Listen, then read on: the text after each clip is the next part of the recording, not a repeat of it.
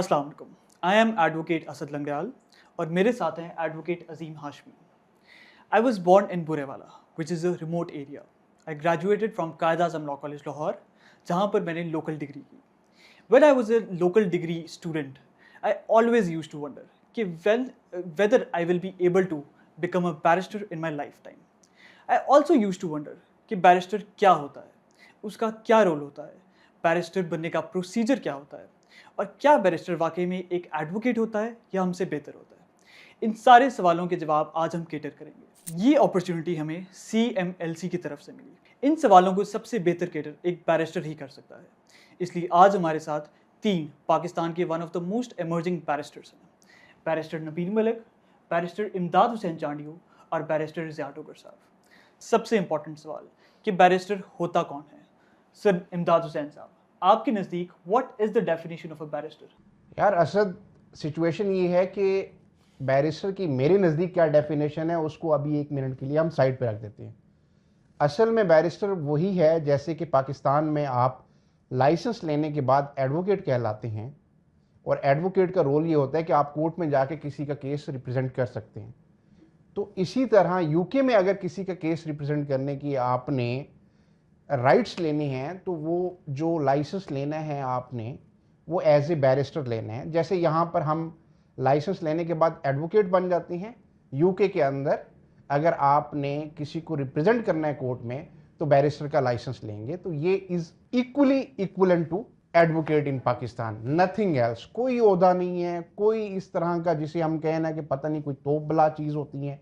ये simple advocates होते हैं यूके के अंदर जिन्हें बैरिस्टर के नाम से जाना जाता है। सर, जिसका मतलब है कि पाकिस्तान में प्रैक्टिस करने के लिए आपका बैरिस्टर होना ज़रूरी नहीं है। बिल्कुल भी ज़रूरी नहीं है। तो फिर सर अवाम, इतनी हमारी मेजॉरिटी अवाम बैरिस्टर क्यों बनती है? आपकी क्या स्ट्रगल थी, आपकी क्या रीज़न थी कि आप एक बैरिस्टर बने? यार मैंने तो बार सिर्फ और सिर्फ टाइटल लेने के लिए किया। मुझे पाकिस्तान में कोई अलहदा से राइट्स नहीं मिल गए कि ज़्यादा मैं हायर कोर्ट्स में जाके केस प्रेजेंट कर सकूं, बट मुझे सिर्फ और सिर्फ एक टाइटल एक्स्ट्रा मिल गया। एडवोकेट के साथ मैं अब बैरिस्टर भी लिख रहा हूँ। उसका आपकी प्रैक्टिस पे और सोशल इम्पैक्ट पड़ता है, बट आपकी प्रैक्टिस के ऊपर एज ऑफ लॉ कोई असर नहीं पड़ता। हाँ, ये है कि आपकी क्लाइंटेज के ऊपर असर पड़ता है, इसके अलावा कोई असर नहीं पड़ता। बैरिस्टर नबील साहब, आपके नज़दीक आपने क्यों बार एट लॉ किया, क्यों आपको ज़रूरत पड़ी? अच्छा, ऐसे है कि टाइटल की वजह से किया था क्योंकि पाकिस्तान में बैरिस्टर का टाइटल जो है ना बड़ा ख़ास समझा जाता है, हर कोई इसको इज़्ज़त देता है। दूसरा है कि कुछ स्किल्स थी ऐसी जो मेरे लिए बड़ी इंपॉर्टेंट थी क्योंकि प्रोफेशन में काम आती थी। मैं क्योंकि मेरे वालिद साहब भी लॉयर हैं, कुछ स्किल्स ऐसी थी इंपॉर्टेंट, ड्राफ्टिंग की, ओपिनियन की, जो मुझे लगता है जिसको मैं पॉलिश कर सकता था। तो बेहतर था कि जहाँ पर ये बैरिस्टर का कोर्स किया जाता है वहाँ से जाके वो स्किल जो है ना लर्न कर। यही सवाल मेरा बैरिस्टर ज़िया टोकर से है कि why did you choose to become a barrister sir? Basically जो मैंने बैरिस्टर की डिग्री या बैरिस्टर का टाइटल अर्न किया है, इसके पीछे जो हिस्ट्री है वो है कि मेरी जो एजुकेशनल बैकग्राउंड है वो यूके से रिलेटेड है। मैंने अपना जो कॉलेज था वो मैंने LBIC से कंप्लीट किया, LBIC इंटरनेशनल कॉलेज से। उसके बाद फिर मैंने अपनी जो है LLB की डिग्री जो है वो मैंने ब्रूनेल यूनिवर्सिटी ऑफ लंदन से की थी। तो जब मैंने ये अपनी एजुकेशन कंप्लीट कर रहा था तो मुझे एक अंदर से एक विल थी मेरी कि मैं जो है यूके के अंदर प्रैक्टिसिंग लॉयर जो है अपना आगे प्रैक्टिस स्टार्ट करूं, कैरियर उसके अंदर स्टार्ट करूं। तो यूके के अंदर अगर हमने अपने प्रैक्टिस स्टार्ट करनी है एज अ लॉयर तो उसके लिए हमारे लिए सबसे जो इम्पोर्टेंट चीज़ है वो है कि हमें बैरिस्टर की डिग्री या बैरिस्टर की आपके पास लाइसेंस होना चाहिए। तब आप कोर्ट के अंदर जो है अपेयर हो सकते हैं एज आप कह लें प्रैक्टिसिंग लॉयर। तो इस वजह से जो है जो मेरी अपनी पर्सनल प्रायोरिटी थी वो अपनी प्रैक्टिस स्टार्ट करने के लिए यूके के अंदर मैंने इसलिए अपनी जो है बार की डिग्री कंप्लीट की। लेकिन इसके साथ साथ जो मेरी सबसे मेन, जैसे अभी बैरिस्टर इमदाद साहब ने बताया, बैरिस्टर नबील साहब ने आपको बताया कि ये एक टाइटल है और मेरे लिए इस टाइटल से बहुत ज़्यादा इमोशनल अटैचमेंट थी। वो इसलिए थी क्योंकि हमारे जो फाउंडर हैं वो कंट्री के कायद मोहम्मद अली जिन्ना साहब, वो मेरे हीरो हैं और वो बैरिस्टर थे और बहुत रिनाउंड बैरिस्टर थे, इवन इन यूके और इन पाकिस्तान के अंदर भी और इंडिया के अंदर भी। तो वो बैरिस्टर थे, तो मेरे एक बचपन से ही मुझे एक विश थी कि मैं जो है बैरिस्टर बनूं जैसे मेरे लीडर या मेरे हीरो जो थे उन्होंने अपनी जो है लाइफ स्पेंड की है, मैं उसके अकॉर्डिंगली जो है उनके फुटस्टेप फॉलो करूं। तो उस वजह से जो है मैंने फिर आगे बार परस्यू किया और मैंने अपनी डिग्री कंप्लीट की, और आज अल्हम्दुलिल्लाह मैं एक टाइटल जो है बैरिस्टर का वो अचीव कर लिया हूँ। सर हमें ये तो पता चल गया है कि who is a barrister, barrister होता कौन है। अब अगर मैं आपसे ये पूछना चाहूँ, मुझसे बहुत सारे लोगों का ये सवाल है कि अगर कोई बंदा ओप्ट करना चाहता है, बार एट लॉ करना चाहता है, तो उसके लिए क्या तरीक़ाकार है, वो कैसे कर सकता है? जी अज़ीम साहब, बहुत अच्छा क्वेश्चन है, और बहुत से लोगों को इस चीज़ के अंदर जो है ना डिफरेंट क्यूरीज हैं कि हम कैसे बार की डिग्री परस्यू करें और कैसे इसको स्टार्ट करें, अपनी डिग्री को कंप्लीट करें। तो इसके लिए जो सबसे मेन आपकी रिक्वायरमेंट है वो है आपकी एलएलबी की डिग्री। आपकी एलएलबी की डिग्री जो है वो मिनिमम आपकी जो इसके अंदर परसेंटेज होनी चाहिए वो आपकी 60% जो है मार्क्स होने चाहिए, जिसके ऊपर 2-1 डिग्री होती है। यूके के अंदर उसको अगर वेटेज कैलकुलेट करेंगे तो 2-1 की डिग्री बनेगी। तो अगर आपके इतने परसेंटेज ऑफ मार्क्स हैं तो तब आप जो है आगे परस्यू कर सकते हैं अपने बार के एडमिशन के लिए। और उसका क्राइटेरिया होता है कि अगर आपकी डिग्री कंप्लीट होगी है उसके बाद आपने जो है इंस ऑफ कोर्ट के अंदर आपने अपनी मेंबरशिप अप्लाई करनी होती है। जैसे 4 इंस ऑफ कोर्ट है तो आप किसी भी एक इंस के अंदर अपनी मेंबरशिप अप्लाई करते हैं। मेंबरशिप अप्लाई होने के बाद जब आपको मेंबरशिप मिल जाती है फिर आपने किसी भी इंस्टीट्यूट के अंदर जो ऑथोराइज्ड होते हैं बीएसबी से, इसके अंदर बहुत सी डिफरेंट यूनिवर्सिटीज़ है जिनको बीएसबी ने अलाउ किया हुआ है, जो ऑथोराइज जो हैं जो आपको आगे एडमिशन देते हैं बार के लिए, जिनमें आपकी सिटी यूनिवर्सिटी है, कार्डिफ यूनिवर्सिटी है, बीपीपी यूनिवर्सिटी है, यूनिवर्सिटी फ्लो है, मैनचेस्टर मेट्रोपॉलिटन है, नॉटिंघम ट्रेंट है। डिफरेंट यूनिवर्सिटीज़ हैं जो आपको आगे आपके बार के लिए एडमिशन देती हैं, जिसके अंदर आपका जब एडमिशन हो जाता है तब आपने अपनी सारी एकेडमिक्स जो है वो कंप्लीट करने, मॉड्यूल्स वगैरह स्टडी करने। 9 मंथ्स का ये कोर्स होता है। जब आपका कंप्लीट हो जाता है उसके बाद आपने साथ साथ अपने डिनर अटेंड करने होते हैं जो आपके इंस ऑफ कोर्ट के अंदर होते हैं। जब आपके डिनर्स कंप्लीट हो जाते हैं 10 डिनर्स होते हैं, 2 जो हैं इसके अंदर बेसिकली इंटरेक्टिव डिनर्स होते हैं, बाकी 8 जो होते हैं वो नॉन इंटरेक्टिव होते हैं। जब आपके ये 10 डिनर्स कंप्लीट हो जाते हैं उसके बाद फिर आप अपनी डिग्री कंप्लीट जब हो जाती है सारी चीज़ें, तब आप अपने इंस ऑफ कोर्ट से जो है अप्लाई करते हैं और आपको वो कोर्ट टू बार जो है वो सेरेमनी अलाउ करते हैं। आप तब अटेंड करते हैं तो आप क्वालिफाइंग बैरिस्टर जो है वो बन जाते हैं। उसके बाद आपने पिपलिश करनी होती है, फिर आपको पिपलिश के बाद जो है वो लाइसेंस मिल जाता है कि आप प्रैक्टिसिंग लॉयर बन जाते हैं यूके के अंदर। बैरिस्टर ज़िया, मेरा एक क्वेश्चन है, फॉर एग्जांपल कोई एक स्टूडेंट, मेरे जैसा स्टूडेंट ऑफ द लॉ है जिसने पाकिस्तानी जुरिसडिक्शन से लोकल पाकिस्तानी लॉ डिग्री की है, क्या उसकी भी स्ट्रगल सेम ऐसे ही है बार एट लॉ को परस्यू करने के लिए, या एक्सटर्नल लॉ से डिफरेंट है? जी अजीम साहब, बेसिकली अगर आप कंसिडर कर रहे हैं पाकिस्तान लोकल डिग्री को और एक्सटर्नल डिग्री को, तो उसके अंदर थोड़ा सा डिफरेंस जो है ना वो है। वो ऐसे है कि जो यूके है वो अगर आपने बार परस्यू करना है तो उसके लिए ज़रूरी है कि आपके पास यूके बेस्ड जो लॉ की डिग्री है वो होना चाहिए एलएलबी की डिग्री, ठीक है। अगर आपके पास एलएलबी की डिग्री वो नहीं है और आपके पास लोकल डिग्री है पाकिस्तान की, तो उसके लिए जो आपको रूट चूज़ करना होता है या आपको आगे प्रोसीड करना होता है वो होता है जीडीएल का रूट, जिसको ग्रेजुएट डिप्लोमा इन लॉ कहते हैं। वो 1 साल का रूट होता है। जब आप वो कंप्लीट करते हैं उसके बाद आप एलिजिबल होते हैं कि आप आगे अपना बार के लिए एडमिशन ले सकते हैं। प्रोसेस बाकी सारा सेम होता है। मैंने आपको जैसे बताया है कि आपने अपने इंस ऑफ कोर्ट के अंदर मेंबरशिप लेनी है और उसके बाद आपने अपनी जो है यूनिवर्सिटी के अंदर अपने मॉड्यूल्स एकेडमिक्स कंप्लीट करने हैं और आपका सारा प्रोसीजर सेम होना है। लेकिन यहाँ पे एक मिसकंसेप्शन है जो बहुत ज़्यादा कन्फ्यूजन जो है ना बच्चों के अंदर डिफरेंट कंसल्टेंट और एजेंट्स ने यहाँ पे उनके माइंड में बैठाई हुई है कि आप एलएलएम कर ले अपने एलएलबी पाकिस्तानी डिग्री के बाद। जब आपका एलएलएम हो जाएगा तो आप एलिजिबल हो जाएंगे आगे बार एट लॉ के लिए, जो कि बिल्कुल भी पॉसिबल नहीं है, क्योंकि आपकी जब तक जीडीएल नहीं होगा तब तक आप अपना जो है आगे परस्यू नहीं कर सकते बार के लिए। तो आपको जीडीएल पहले करना है अगर आपके पास पाकिस्तानी डिग्री है, उसके बाद आपने आगे फर्दर एडमिशन लेना है। आपको जीडीएल के बाद अपनी जो इंस ऑफ कोर्ट की मेंबरशिप है और आगे यूनिवर्सिटी के अंदर एडमिशन लेना है। तो अगर आप इस चीज़ के अंदर चाहते हैं कि आपको एडमिशन के लिए आपके लिए कोई ईजीएस्ट वे बन जाए, जो आपको गाइडेंस प्रॉपरली मिल जाए, हमारे एक बहुत ही अच्छे फ्रेंड है अहमद डोगर साहब, उनका ऑफिस है किंग्स सोल्यूशन के नाम से और वो कंसल्टेंसी फर्म है उनकी, वो आपको इसके ऊपर एडमिशन में भी आपकी हेल्प कर देंगे। सर इमदाद, मेरा नेक्स्ट क्वेश्चन आपसे है, वो इसी से ही रेलिवेंट क्वेश्चन है। अभी रिसेंटली मैं बार के लिए अप्लाई कर रहा था तो मुझे पता लगा कि अब कोर्सेज़ पाकिस्तान में भी आ गए हैं जो बीटीसी कोर्सेज़ के नाम से कोर्सेज़ हैं, जो ऑनलाइन भी कराते हैं, जिसकी वजह से मज़ीद कन्फ्यूजन हो जाती है कि बार एट लॉ ऑनलाइन है, हाइब्रिड है, आपको उधर ही जाकर करना पड़ता है। तो इसके बारे में काफ़ी एम्बिग्विटी है हम सब स्टूडेंट्स के अंदर। तो काइंडली इसके ऊपर गाइड कर दें कि बार एट लॉ असल कौन सा है और बीटीसी करना चाहिए कि नहीं करना चाहिए। अगर कोई बार करना चाहता है उसके पीछे 2 मकासद हो सकते हैं, या तो उसने जाके यूके में प्रैक्टिस करनी है या फिर उसने कोई एक अच्छी डिग्री करनी है, इस माहौल से निकल के किसी बाहर के माहौल का एक्सपोजर लेना है। कि कुछ नई चीज़ें सीखनी है, ये दोनों पर्पसेस आपके वहाँ जाके ही फुलफिल हो सकते हैं, पाकिस्तान से रह के नहीं हो सकते। और बार के अंदर मटेरियल क्या है वो जितना मैटर करता है उतना ही मैटर करता है कि वो टेक्निक्स क्या इस्तेमाल कर रहे हैं पढ़ाने के लिए। अब जैसे कि मैं अगर आपको बताऊं कि वहाँ पर यूके के अंदर आप एक दफ़ा चले गए तो वहाँ पर ऑनलाइन वाला सिस्टम नहीं है, वहाँ पर तो आपने कैंपस पे जाके ही पढ़ना है। वो बेशक वीक में 2 क्लासेस होती हैं या 4 रख लेते हैं, वो 2 थ्योरेटिकल रख लेते हैं जिसमें आपको वो civil litigation and criminal litigation के जो है ना एग्जाम जो रूल्स हैं, जैसे हमारा CRPC CPC है, वहाँ पर CPR civil procedure rules and CRPR criminal procedure rules वो हैं।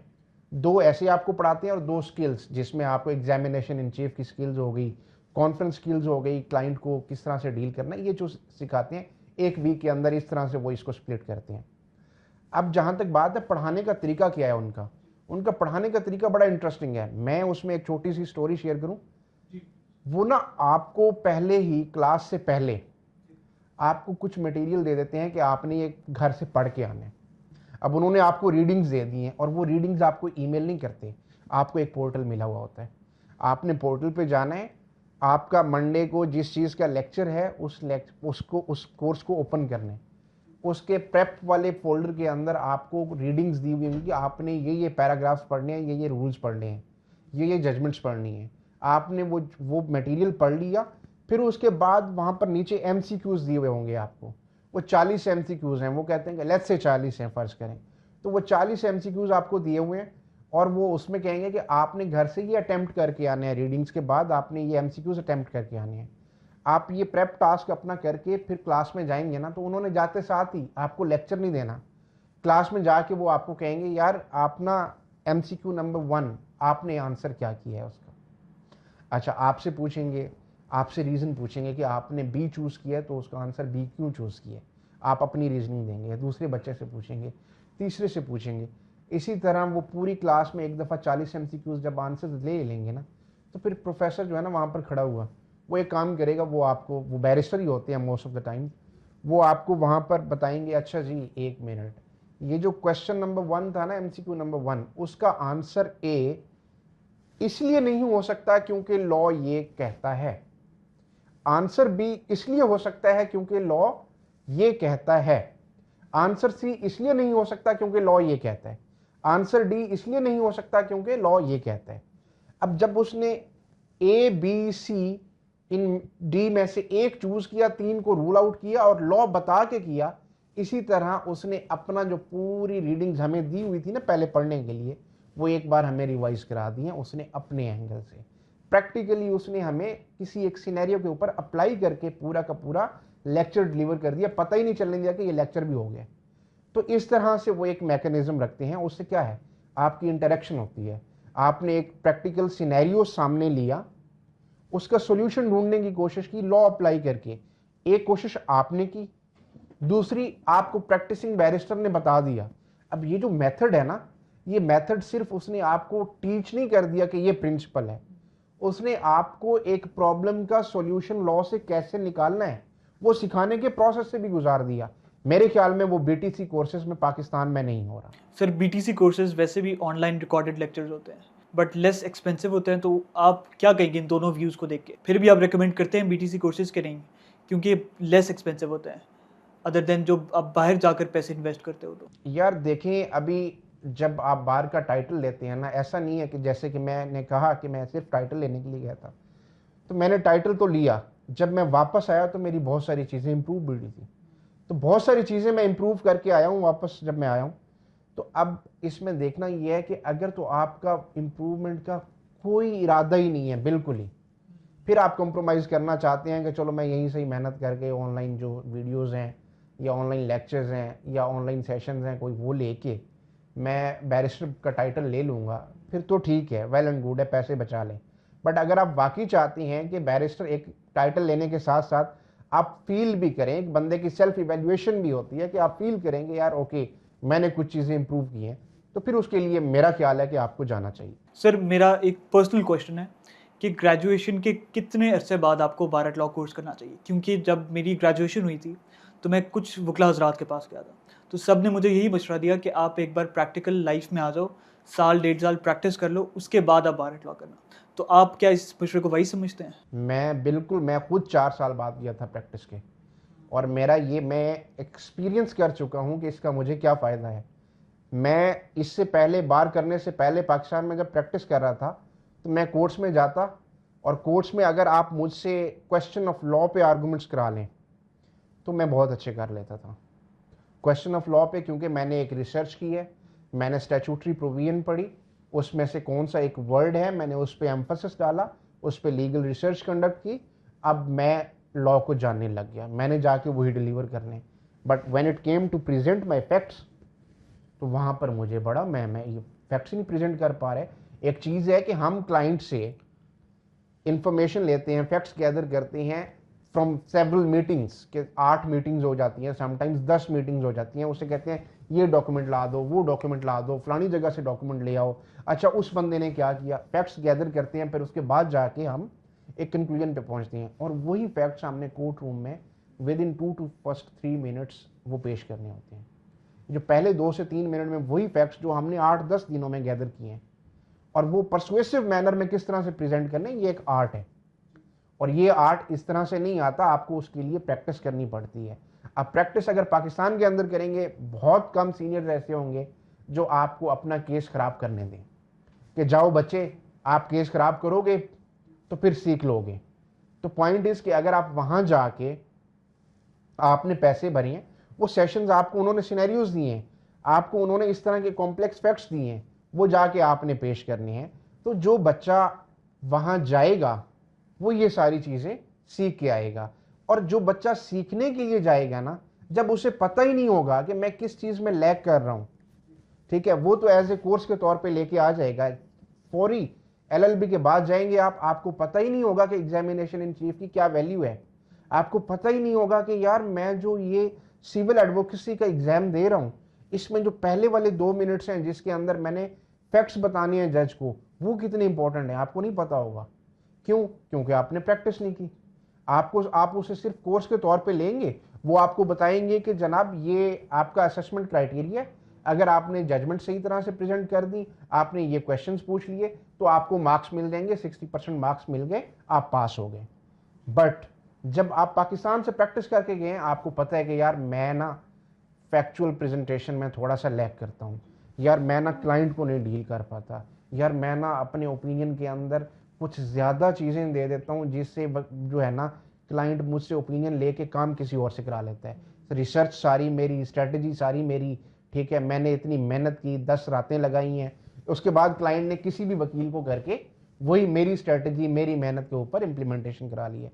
तो जब आपको ये पता नहीं होगा तो आप कॉन्शियसली वहाँ पर ये चीज़ें सीखेंगे नहीं।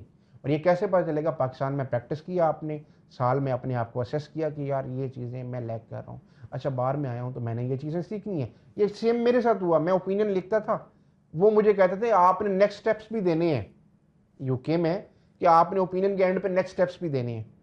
मैं कहा यार मैंने नेक्स्ट स्टेप्स नहीं देने, पाकिस्तान के अंदर क्लाइंट उसको यूज़ कर लेता है जाके वो आगे। तो मैंने जो चीज़ें सीखी, मेरा मकसद ही था पाकिस्तान वापस आने का, तो मैंने अडॉप्ट करके सीखी चीज़ें। उन्होंने कहा ड्राफ्टिंग आपने इस तरह से करनी है, उन्होंने कहा प्रेजेंटेशन में आपने एक ऑल्टरनेट प्रेयर करनी है। वहाँ पर मस्ट होता था, फर्ज करें कि आपने एक प्रेयर की है कि जनाब मैंने इस बंदे के पैसे नहीं देने, वो कहते आप साथ ही साथ दूसरे सांस में ये भी प्रेयर करें कि जज को कहें कि माय लॉर्ड अगर मैंने पैसे देने भी हैं तो इसने भी तो मेरे 10,000 देने हैं ना, तो इसने मेरे 10,000 देने हैं, मैंने उसके 12,000 देने हैं, तो 10 और 12 वो सेट ऑफ हुआ तो हमारा बन गया पीछे 2,000, तो मैं 2,000 देने के लिए लायबल हूँगा।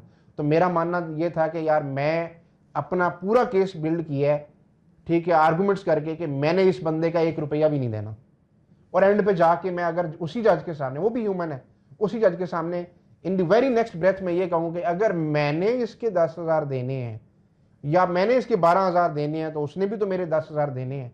तो मैंने कहा मैंने अपना सारा का सारा केस क्या कर लिया, सेल्फ डिस्ट्रक्ट कर लिया। तो मैंने अडॉप्ट किया, अडॉप्ट करने की मैंने क्यों, अगर मैं LLB के फ़ौरन बाद जाता मुझे ना पता होता कि ये चीज़ें मैंने अडॉप्ट करके सीखनी है।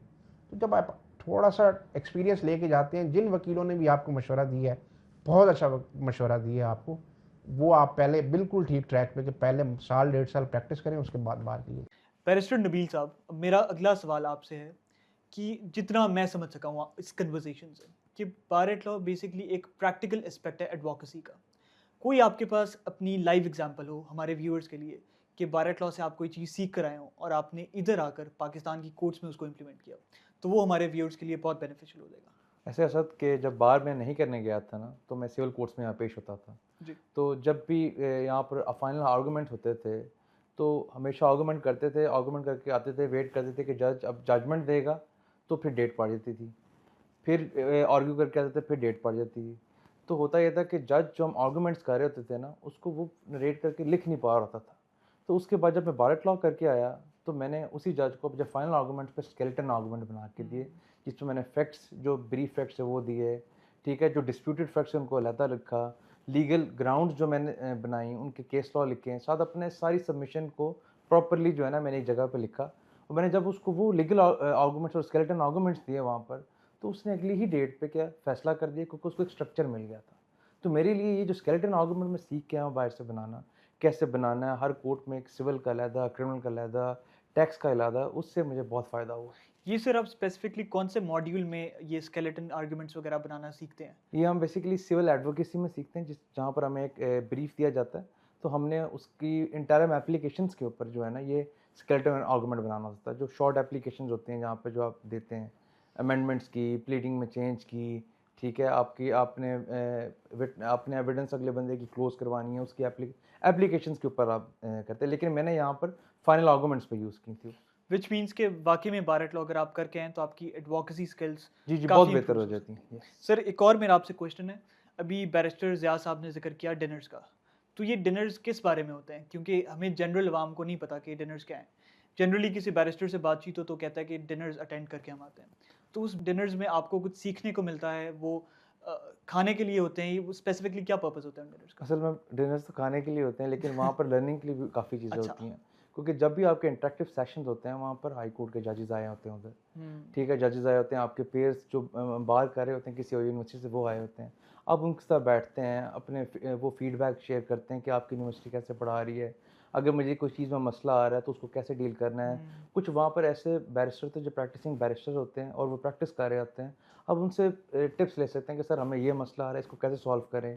वहाँ पर आपको एक सर्विसेज देते हैं, आपकी हर इन जो है ना आपको मेंटोर देता है, आपको कोई भी मसला आता है तो वो मेंटोर आपकी हेल्प करता है किसी भी चीज़ में, एप्लीकेशंस में, प्यूपिलेज के अंदर, ठीक है। और मोर ओवर वहाँ पर जो इंटरेक्टिव सेशंस होते हैं वहाँ पर आपकी एडवोकेसी की ट्रेनिंग भी कराते हैं। लाइव हाई कोर्ट का जज बैठ के आपको जज करता है, आपको रिमार्क्स देता है कि क्या चीज़ आपकी ठीक थी, क्या चीज़ नहीं ठीक थी, क्या चीज़ आपको इम्प्रूव करनी चाहिए, टोन कैसे इम्प्रूव करनी चाहिए, कहाँ आपने ऊंचा बोलना है, कहाँ नीचा बोलना है, कि सबमिशन में आपने कैसे सबमिसिव होकर बात करनी है, क्योंकि जज के आगे मैनर्स बड़े इंपॉर्टेंट हैं।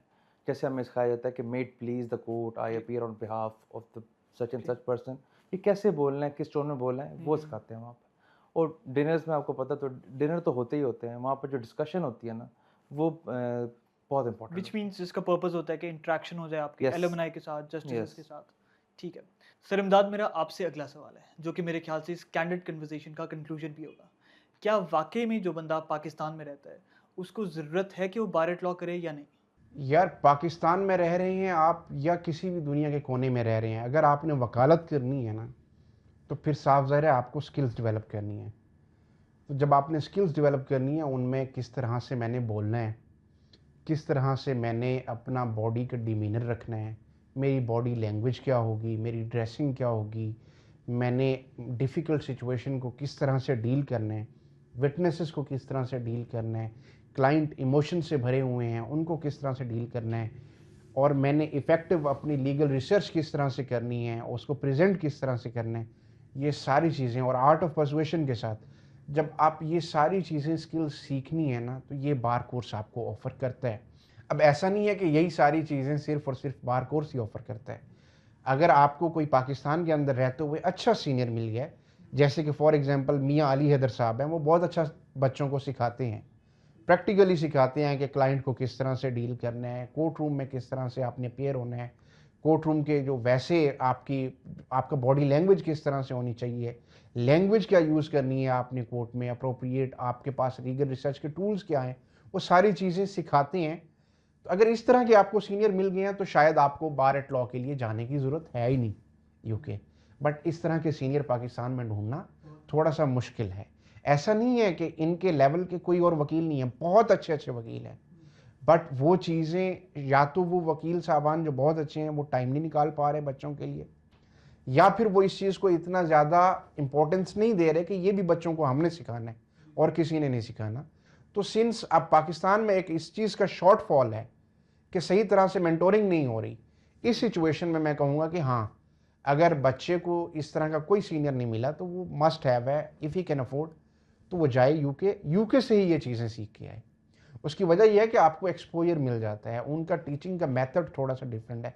ये नहीं है कि उनके टीचर बहुत कमाल है, मैंने बहुत जगहों पे देखा है कि उनके टीचर स्ट्रक्चर्ड पढ़ाते हैं आपको, उनको पूरा स्ट्रक्चर दिया जाता है कि आपने इस तरह से लेके चलना है। बार एट लॉ के लिए ये जो बार प्रैक्टिस कोर्स था जब हम कर रहे थे तो उस वक्त इवन उन्होंने हमारी मार्किंग भी अपने असेसमेंट क्राइटेरिया के मुताबिक करनी थी। हमें वो बता देते थे कि भाई ये असेसमेंट क्राइटेरिया है ड्राफ्टिंग में कि अगर आपने हेडिंग को अंडरलाइन ना किया तो हम आपके इतने % मार्क्स काट लेंगे। अगर आपने नीचे स्टेटमेंट ऑफ ट्रूथ आपने ना सही तरह से सेंटेरिक करके ना दी तो हम उसके मार्क्स काट लेंगे आपके। छोटी छोटी माइन्यूट, अगर ये छोटी छोटी चीज़ें हैं ड्राफ्टिंग की जो कि यहाँ पर निगलेक्ट हो जाती हैं, जो कि मियाँ साहब सिखाते हैं, मियाँ अली अदर साहब, बिल्कुल। कि आपकी लाइन की स्पेसिंग क्या होनी चाहिए, फ़ॉन्ट साइज़ क्या होना चाहिए, फ़ॉन्ट स्टाइल क्या होना चाहिए, मार्जिन्स कितने होने चाहिए, किस चीज़ को अंडरलाइन करना है, किस चीज़ को इटैलिक करना है, कहाँ पर आपने फुल स्टॉप डालना है, कहाँ पर नहीं डालना, आपने पिटीशन का नंबर किस साइड पे लिखना है, सेंटर में लिखना है, राइट पे लिखना है, लेफ्ट पे लिखना है, बॉक्स किसका बनाना है, ट्रैम लाइंस किस चीज़ में डालनी है। ये छोटी छोटी चीज़ें अगर हम असेसमेंट क्राइटेरिया देखें ड्राफ्टिंग का, बार प्रैक्टिस कोर्स की बात कर रहा हूँ, 35% मार्क्स इस चीज़ के थे, 35% मार्क्स। अभी हम कंटेंट में गए ही नहीं है कि आपने अंदर क्या लिखा है, सिर्फ ये आपकी फॉर्मेटिंग ठीक थी, 35% मार्क्स इस चीज़ के थे। ये चीज़ें आपको यहाँ पर अगर कोई नहीं सिखा रहा, इस तरह के सीनियर्स नहीं उसके ऊपर डिटेल में आपको समझा रहे, फिर मस्ट हैव है कि बंदा जाए वहाँ से सीख के। और ये चीज़ें सर डिफ्रेंशिएट करती हैं, इधर आप अप्लाई करें तो इन चीज़ों से फ़र्क पड़ता है ड्राफ्टिंग की, जैसे आप बहुत माइन्यूट बातें बता रहे यार देखिए, एक चीज़ है, सिचुएशन ये है कि अगर आप किसी ऐसे जज साहब के सामने पेश हो रहे हैं जिसके सामने आप पहली दफ़ा पेश नहीं हुए, तो आपका इंप्रेशन, पहला इंप्रेशन आपकी ड्राफ्टिंग डालेगी, और उस ड्राफ्टिंग के अंदर आप कितना खूबसूरती के साथ, देखिए हर वो चीज़ हमने करनी है जो जज की ज़िंदगी को आसान करे। वकालत नाम ही इसी चीज़ का है कि हमने जज साहब की ज़िंदगी को आसान करना है। उन्होंने कॉम्प्लेक्स सिचुएशन को, अगर आप उसमें ड्राफ्टिंग स्किल्स को नहीं मद्देनज़र रखेंगे कि मैंने किस तरह से करना है, आपका एक पैराग्राफ का फ़ॉन्ट साइज़ 12 है, दूसरे का फ़ॉन्ट साइज़ 10 है और तीसरे का 16 है, कोई पैटर्न ही नहीं है, आपका पहला इंप्रेशन आपने वहीं लूज़ कर दिया। दूसरा, आपका जो स्ट्रक्चर है, इंट्रोडक्शन के बाद आपका जो है वो ब्रीफ फैक्ट्स, फिर ब्रीफ फैक्ट्स के बाद आपके ग्राउंड्स एंड देन प्रेयर, फिर उसके बाद आपके सर्टिफिकेट्स, फिर उसके बाद आपके एफिडेविट्स, अगर वो पैटर्न आपका नहीं है, वंस अगेन वहाँ पर आप लैग कर गए। फिर उसके बाद अगर स्पेसिंग, आपने लाइन स्पेसिंग कम कर दी है, वैसे जेनेरिकली 1.5 यूज़ की जाती है, आपने उसे 1.0 पे रखा है, जहाँ सब स्ट्रगल कर रहे हैं कि वो अच्छा ये लाइन पढ़ रहा था, फिर दोबारा से वही लाइन पढ़ना शुरू कर रहे हैं। तो ये चीज़ें जज साहब की लाइफ को जितना आसान करेंगी ना, वो उतना विलिंग होंगे आपकी बात सुनने के लिए। अदरवाइज पहला इंप्रेशन आपने अपनी ड्राफ्टिंग से ख़राब दे दिया तो फिर जज साहब वो थोड़ा सा जो है ना, ह्यूमन है ना अल्टीमेटली, जितनी मर्जी कोशिश कर लें, उनकी अपनी भी लाइफ है पर्सनल, वो कोशिश करते हैं कि उन्होंने अपनी लाइफ के जो इश्यूज़ हैं वो साइड पे रख के जज करना है, बट अफेक्ट करती हैं चीज़ें। अगर आप खूबसूरती के साथ आपका ड्राफ्ट उनके सामने होगा तो वो आपकी बात भी खूबसूरती से आपको पहले 30 सेकंड कम से कम ज़रूर देंगे।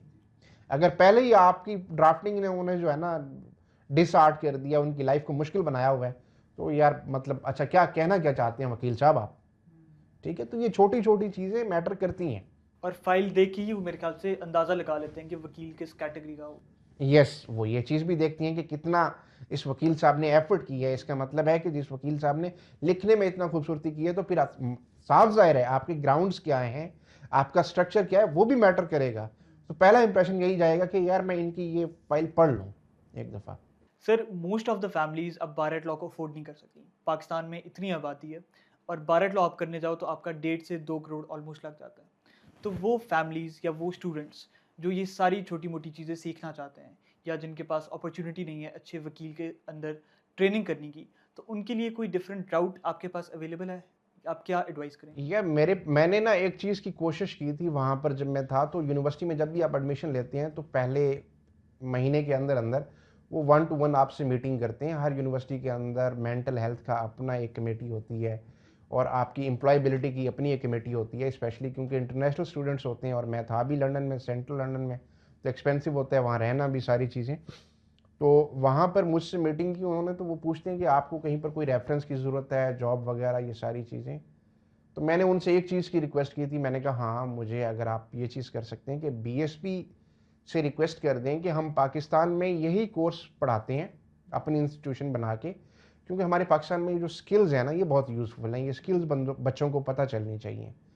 बट क्योंकि मैंने पाकिस्तान वापस जाना है तो मैं आपका सिविल प्रोसीजर रूल्स पढ़ रहा हूँ, उनकी टाइम लिमिटेशंस याद कर रहा हूँ, उनकी कौन सी जो to set aside default judgment, summary judgment किस तरह से लेनी है, किस तरह से सेट असाइड करानी है, ये सारे रूल्स मैंने कहा मेरे किसी काम के नहीं है। सेम गोज़ विद आपकी बेल की जो कंडीशंस हैं, ये सारी चीज़ें मेरे किसी काम की नहीं है क्रिमिनल साइड पे पाकिस्तान जाने के बाद। तो मैंने उनसे रिक्वेस्ट की, मैंने कहा मैं यही कोर्स पाकिस्तान में जाके कराना चाहता हूँ, स्किल्स आपकी होंगी, जहाँ तक बात है पीछे प्रोसीजरल लॉ वो हम अपना सीआरपीसी एंड सीपीसी पढ़ाएंगे पाकिस्तान में। बस आपसे ये रिक्वेस्ट है कि बीएसबी को कह दें कि बेशक एग्ज़ाम हमारे आप सेट करें, ठीक है, जैसे आप सेंट्रिक एग्ज़ाम लेते हैं criminal litigation and civil litigation का यूके में, हमारे सीआरपीसी से और हमारे सीपीसी से एग्ज़ाम्स बेशक आप सेट करें, आप ही लें उसी रोलिंग केस सिनेरियो वाली सिचुएशंस के साथ। बट हमें ये इजाज़त दें कि हम वहाँ पर स्किल्स बच्चों को सिखाएं, रूल्स अपने वाले पढ़ाएं, ताकि वो बच्चे अपने रूल्स के ऊपर ये स्किल्स इस्तेमाल करके कोर्ट्स के अंदर अच्छी रिप्रेजेंटेशन दे सकें। बस आपसे ये रिक्वेस्ट है कि बीएसपी को कहें कि इस चीज़ को एक्सेप्ट कर ले और इनको भी इस तरह से कोऑर्डिनेट करके कॉल टू द बार दे दें, ताकि बच्चों को बेशक आप फॉरेन बैरिस्टर का टाइटल दे दें, एक चीज़ एक्स्ट्रा ऐड कर दें कि फॉरेन बैरिस्टर कि इनके पास राइट नहीं है प्यूपिलेज अप्लाई करके वो जो है ना अपना राइट ऑफ ऑडियंस का लाइसेंस लेने का यूके के अंदर, क्योंकि इन्होंने हमारे रूल्स नहीं पढ़े, बट ये फॉरेन बैरिस्टर्स ज़रूर हैं। तो मैंने कहा इससे हमारे मुल्क का भी भला हो जाएगा। तो उन्होंने इस चीज़ को कहा कि सॉरी ये हम नहीं कर सकते। मैंने तो उन्हें ये भी ऑफ़र किया था कि अगर आपको लगता है कि पाकिस्तानी इस लेवल का नहीं पढ़ा सकते, पहली बात तो आप ये किसी गलत फहमी में है, पाकिस्तानी आपसे भी अच्छा पढ़ा सकते हैं, बट अगर आपको फिर भी लगता है तो कोई बात नहीं, हम स्टाफ भी बेशक यहाँ से ले जाएं, कोई इशू नहीं है। तो उन्होंने फिर इसके ऊपर अलाउ नहीं किया, उसके ऊपर कोई वो नहीं हो पाया। तो फिर मैंने यहाँ आके सोचा कि कम से कम ऐसे हमारे भाई जो वहाँ जा नहीं सकते, तो मैं एटलीस्ट जो मुझे मटेरियल दिया गया है सारे कोर्सेज का, जो आपको ज़िया साहब ने बताए हैं कि आपको कॉन्फ्रेंस स्किल्स, क्लाइंट को किस तरह से डील करना है, कौन सी इन्फॉर्मेशन लाजमी लेनी है, स्किप नहीं करनी क्लाइंट से, इसी तरह ड्राफ्टिंग, जैसे मैं आपको अभी बता रहा था कि किस तरह से हेडिंग किस तरह से देनी है, फ़ॉन्ट साइज़ क्या रखना है, स्टाइल क्या रखना है, पैटर्न क्या होगा, स्ट्रक्चर क्या होगा, ग्राउंड्स किस तरह से ड्राफ्ट करनी है, प्रेयर किस तरह से ड्राफ्ट करनी है। फिर इसी तरह आपके हो गए एग्जामिनेशन इन चीफ के क्वेश्चंस आपने किस तरह से अपने ही विटनेस से करने हैं, ताकि वो पोटेंशियल क्रॉस एग्जामिनेशन में जो डेंट्स हैं उनसे बच सके। और फिर क्रॉस एग्जामिनेशन के दौरान आपने किस तरह से क्वेश्चंस टेक्निक रखनी है ताकि वो बंदा बाहर भाग ना सके कि भाई मैंने ये तो इसलिए कह दिया था। पहले आपने रिंग फेंसिंग करनी है, जो टेक्निक्स उन्होंने हमें सिखाई हैं लीगल ड्राफ्टिंग की के, और फिर ओपिनियन राइटिंग की। ओपिनियन राइटिंग से पहले आपने केस एनालिसिस करना है। अब केस एनालिसिस में चीज़ें आती हैं कि इस केस में कौन सी ऐसी चीज़ें हैं जो मेरी फेवर में जा रही हैं, कौन सी ऐसी चीज़ें हैं जो मेरे अगेंस्ट जा रही हैं, अगेंस्ट से बच के किस तरह से चलना है, फेवर वाली को यूटिलाइज किस तरह से करना है, कौन सी चीज़ को किस जगह पे यूटिलाइज करना है। जो चीज़ें उन्होंने हमें सारी मटेरियल के साथ सिखाई हैं, हम कोशिश करेंगे इसी प्लेटफॉर्म से वो सारी की सारी चीज़ें हम अपने भाई साहबान तक रख देंगे। वो उससे जो चीज़ सीखेंगे हम डेमोस्ट्रेशंस भी करेंगे। जैसे वहाँ पर वो उनका पढ़ाने का या स्किल्स डेवलप कराने का एक तरीका ये होता था कि फ़र्ज़ करें मैं कॉन्फ्रेंस स्किल्स की बात कर रहा हूँ, तो जैसे कि मैं बैठा हूँ एज ए बैरिस्टर और अजीम को बिठा देंगे एज ए विटनेस के तौर पे, एज ए क्लाइंट के तौर पे, तो वो क्लाइंट के तौर पे मेरे पास आया हियरिंग से पहले, तो मैंने क्या क्वेश्चंस पूछनी है वो हम डेमोस्ट्रेट करके वीडियोस के थ्रू वो लोगों तक पहुंचाएंगे, क्योंकि हमें भी उन्होंने इसी तरह से सिखाया है। हम हमारी वो बिठा के दो स्टूडेंट्स को आमने सामने बिठा के एक को दे देते थे सिनेरियो कि ये आपका scenario, you play the role of client and he plays the role of barrister. तो बैरिस्टर को कहते थे कि आप क्वेश्चन करें बेल के लिए, फर्ज करें उससे, तो वो हमारी रिकॉर्डिंग कर रहे होते थे। रिकॉर्डिंग के बाद फिर हमें फीडबैक देते थे, देखें आपने ये इंपॉर्टेंट है जो आपने कोर्ट में प्रेजेंट करना है फैक्ट, बट आपने क्लाइंट से तो वो पूछा ही नहीं अपनी कॉन्फ्रेंस में। आप कोर्ट में अगर बात कर रहे हैं बगैर क्लाइंट से पूछे, इट मीन्स कि आप मिस रिप्रेजेंटेशन कर रहे हैं कोर्ट के सामने, आपको पता नहीं है कि क्या फैक्ट्स इस तरह से एग्जिस्ट करते हैं या नहीं करते। तो देखें कॉन्फ्रेंस स्किल से कहाँ ले गए हमें, प्रोफेशनल एथिक्स के डायलेमा में। वो सारी चीज़ें हम डेमोस्ट्रेट करके जो जो उनका मटेरियल था उन्हीं के मटेरियल के साथ, और हम कोशिश करेंगे उसे लोकलाइज्ड वर्जन में पाकिस्तानी डॉक्यूमेंट्स के, पाकिस्तान के अंदर एफआईआर से लेके और हमारी जो आगे अब चालान है और इन ये आगे के जो डॉक्यूमेंट्स हैं, हम उनको इस्तेमाल करते हुए लोगों तक, अपने जो भाई वकील साहबान हैं उन तक ये बात पहुंचाएं कि भाई वो इस तरह से पढ़ाते हैं, कोई नई चीज़ नहीं है। साफ ज़ाहिर है शायद उस लेवल की टीचिंग हम ना कर सकें, उसकी वजह यह है कि वो प्रोफेशनल है, उनका काम ये है, बट हम एक अपनी तरफ से एफर्ट ज़रूर करेंगे कि ये सारी चीज़ें अपनी ऑडियंस के लिए सामने रख देंगे। Sir thank you so much, आप लोगों ने सर अपना वक्त निकाला इस कैंडिड कन्वर्सेशन में, मेरी भी हेल्प की, अजीम भाई की भी हेल्प की, और तमाम लॉ स्टूडेंट्स जिनको बार एट लॉ के बारे में इंफॉर्मेशन चाहिए थी जो जनरली आम व्यूअर्स को नहीं मिलती, बिकॉज ये छोटी छोटी बातें हैं जो सीख के हम अपना आइडिया बनाते हैं कि हमने बार एट लॉ करना है कि नहीं करना।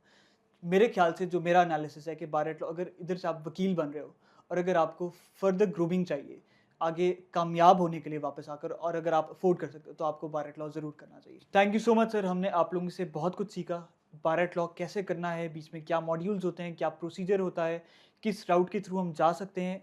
ये सारी इन्फॉर्मेशन आम व्यूअर्स, लॉ स्टूडेंट्स को नहीं पता होती, जो आज मैंने सीखी हैं, भाई ने सीखी हैं और व्यूअर्स ने सीखी हैं। तो thank you so much for your time इस कैंडिड कन्वर्सेशन के लिए। इसके अलावा व्यूअर्स का कोई भी सवाल हो तो वो कमेंट सेक्शन में हमारे इस पेज पर पूछ सकते हैं। Thank you so much.